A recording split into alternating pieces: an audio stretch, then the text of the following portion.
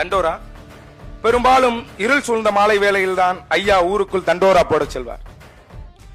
டண்டக் டண்டக் டனடனனக்கு டனடனனக்கு டனடனனக்கு டனடனனக்கு டனடனனக்கு டனடனனக்கு டனடனனக்கு டனடனனக்கு டனடனனக்கு டண்டக் டண்டக் டனடனடன். இதனால் தெரிவிப்பது என்னவென்றால் என்று அவர் ஊர் முழுக்க வலம் வருவார். தண்டோரா போட்டு முடித்து அவர் வீடு திரும்பி சட்டையை கலட்டிய ஒரு நாள், பன்னெடுங்காலமாய் பறை மாட்டி கன்னி போன அவரது இடது தோள்பட்டையில் வெற்றிலை கரைபிடிந்த சில முத்தத்தடங்கள். அதிர்ந்த நான் ஐயாவிடம் கேட்டே விட்டேன்.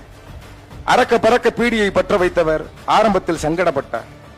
பிறகு பீடியின் புகை வழியே இளமைக்குள் சென்றவர் கொஞ்சம் சிரித்தும் கொஞ்சம் வெட்கப்பட்டும் கொஞ்சம் கண்ணீர் வெடித்தும் நீண்ட மௌனத்திற்கு பிறகு முதுமைக்கு திரும்பினார்.